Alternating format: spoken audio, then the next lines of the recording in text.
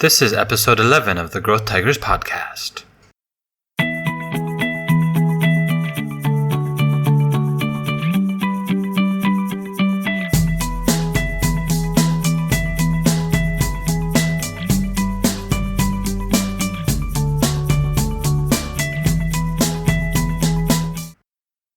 Hello everyone, and welcome to the Growth Tigers podcast.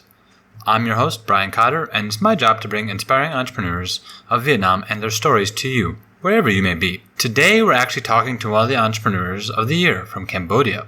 He's got a software development company that has tripled its size in just 3 years, and he's got a strong social mission behind his drive.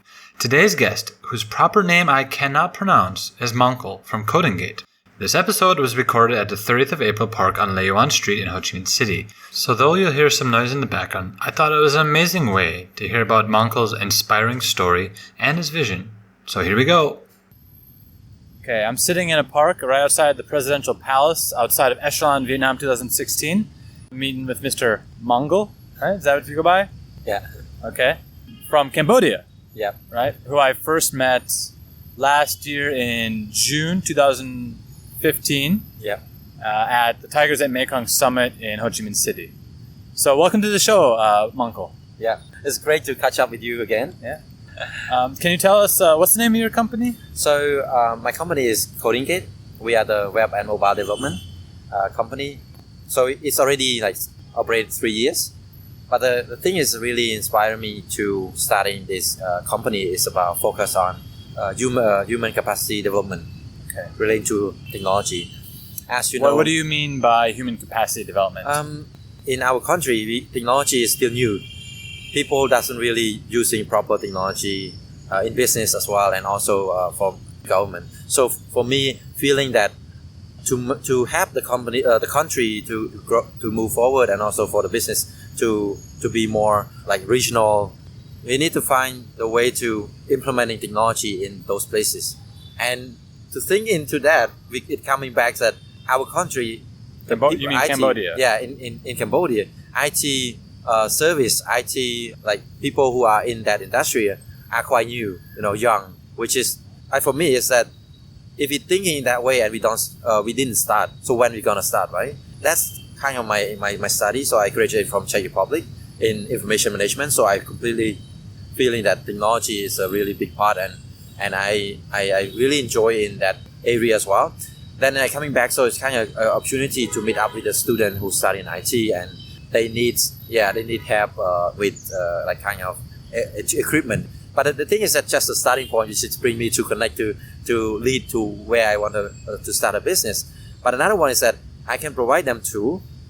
But the most important is that how can we train them? How can we developing them to have a better skill, and to creating the environment or the company that they can come in and then they can express like what they are actually good at.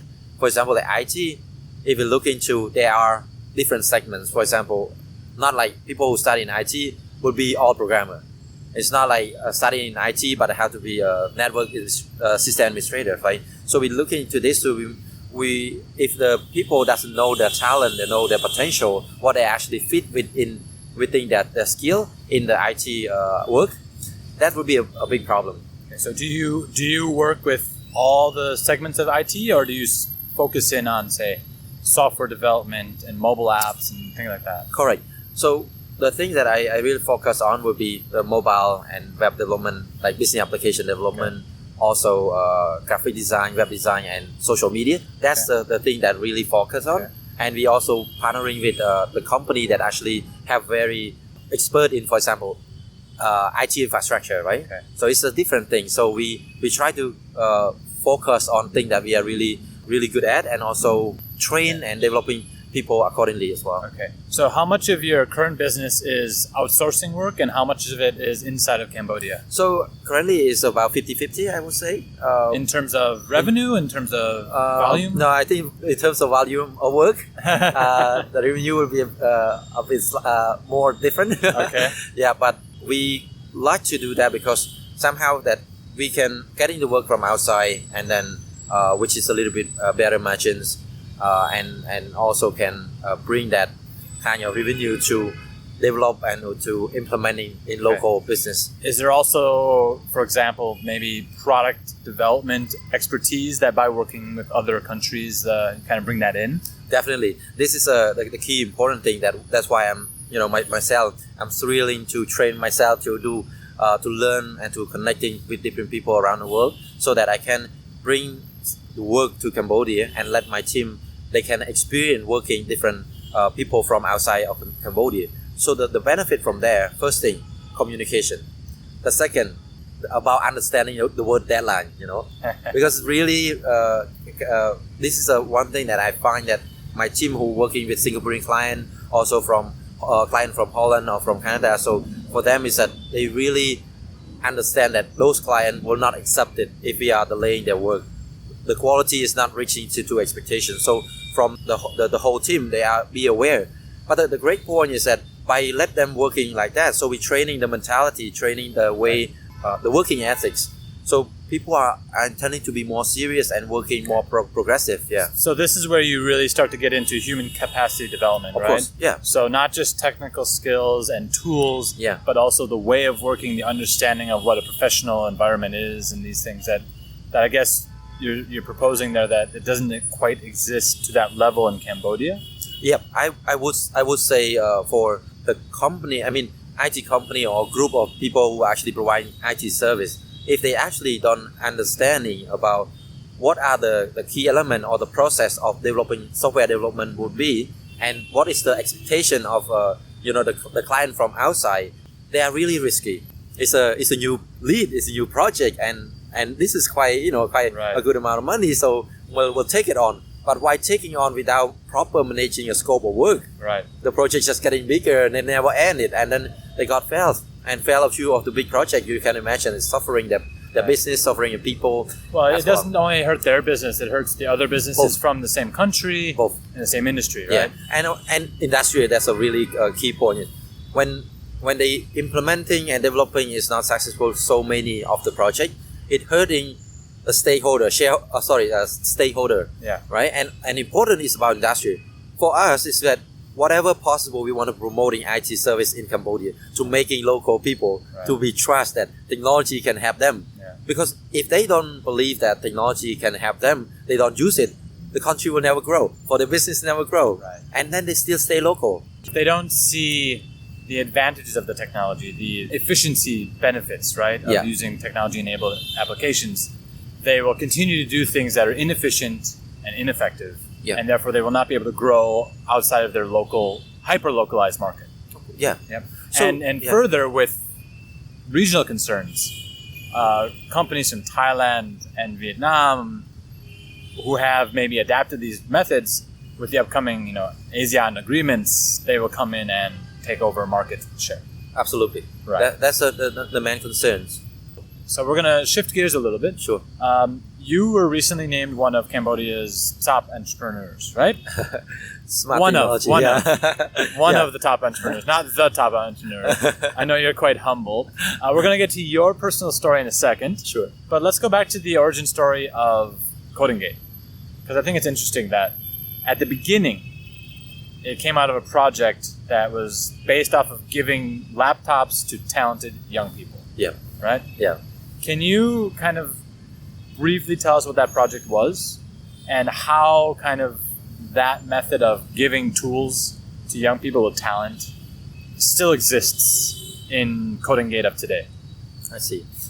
So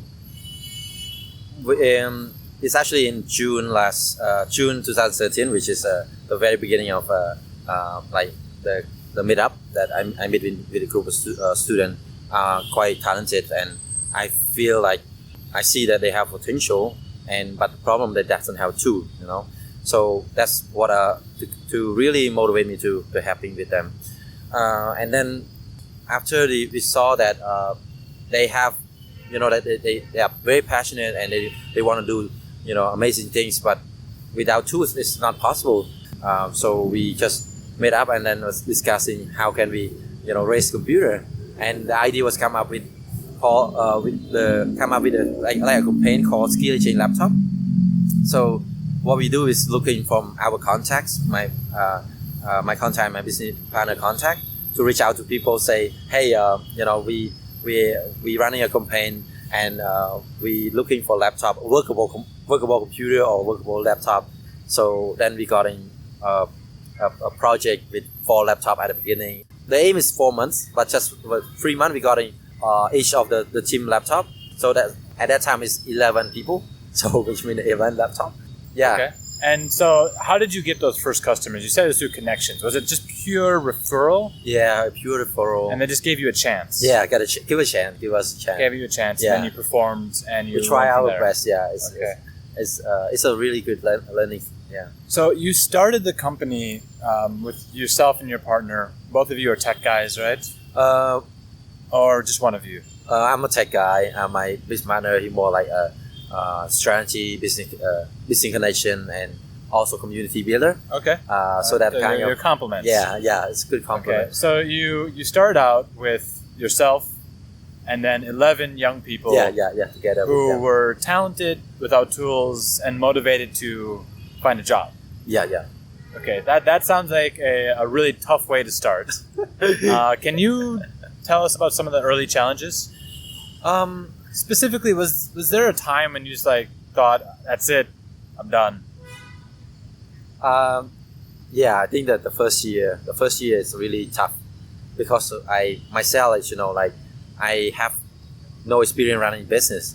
I just get only 1.5 year working experience, and I just jumping. And another thing is that while working, working with a few people, one project, 1 or 2 people in the team. And when I started my business, I managing 11 people, 12 people actually under me. And at the same time, managing the team is one thing. Train them, to develop them, motivate them. At the same time, I have to work with the client. Yeah. Like client communication, client management. And it's also I had to handle with finance and HR and all kind of business business element. And for me, it's, at that time, it's I can say it's really challenging, but I learned so fast, and I really value that period. But it's also for me is that I burn out number of times. It's really challenging, and but I was really lucky. I have a good mentor, so he always guide me through, giving great advice all the time. So let's talk about that mentor for a second. It sounds like he was a personal development mentor. Yeah. How did you meet him? I met with Josh. Is my he Australian, and so he went to visit Cambodia. Yeah, he just wanted to helping Cambodian community in tech and also different things, and I gladly to meet with him.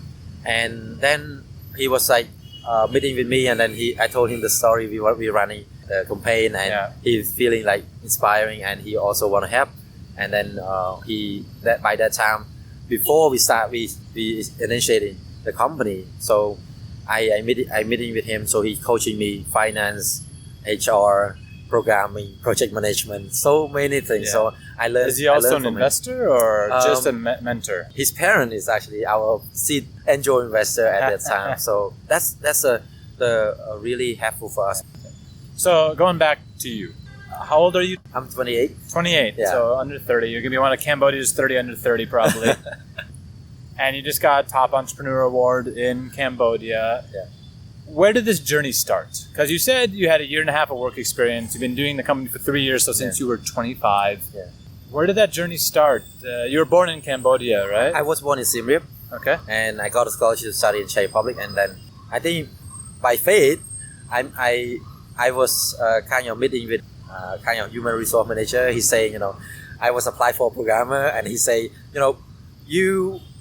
your personality, the way you talk, I don't feel like you will fit with programmer job. You more like a person who want to have community, be creating amazing thing more. So I would recommend you to think another time, or to think more. And then by his saying on that, for me it's like a wake up call. It's like that's my, it's really a key as well. That's why I come in, got the scholarship and study outside. Why don't I bring back that knowledge back to Cambodia? Working in a few jobs, also teach at university at that time.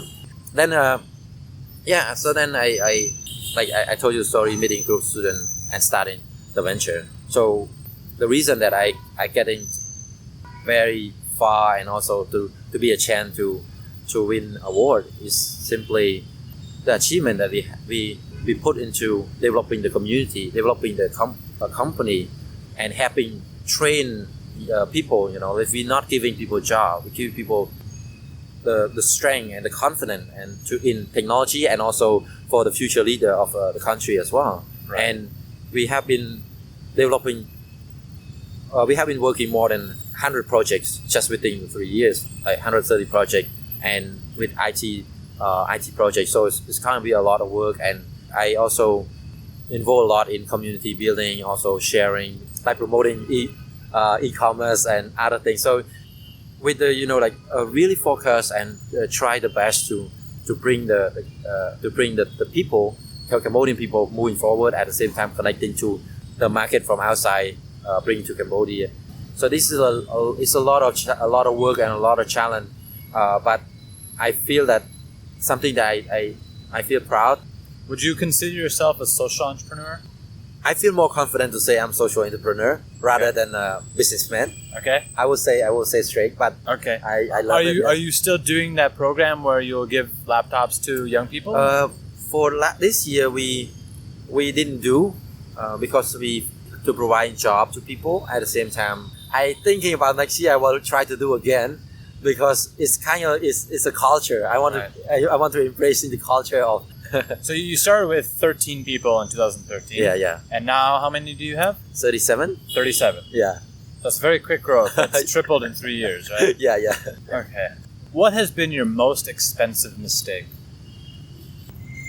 So I think the most expensive mistake is a project which is like really like I was saying before. It's like looking, wow, this is a good budget, right? This is good budget, quite a big project, and was like so happy about that project. But I didn't look into detail, like what are the complexity, what are the scope of work clearly. And that time it's like myself managing the project, also looking for lead, doing the sale, and doing almost everything. So it's a bit a challenge that it doesn't have enough time to analyze and proper understanding about the scope of work. Then it causing the things that we actually developing taking longer. Took longer, over budget. Yeah, over budget. Cost you more than the revenue? Costing more than revenue, and also I lost some good team as well. Was the complexity of the project more than the team could handle at that point? Yes, because it's a first year startup, right? And then we kind of, wow, this is a really great opportunity, right?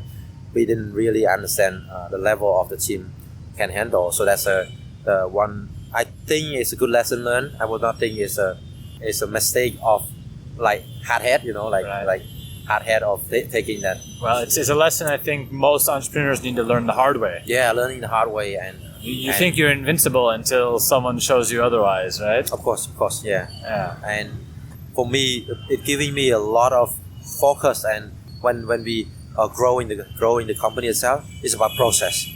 How can we making the way we developing software more standard? Have all the people have different skill set to combine to make sure the project that we take on and we can handle that project. Yeah. So we talked a little about inspiration. I think it's clear what your inspiration is people and community and development. Yeah. That's in your business motive. Your mission statement here. Exactly. Right? Yeah. So what about advice? Is there a particular thought leader, mentor, or a piece of advice that you yourself have kind of developed that you share with your team and you share with your community that you can share with us?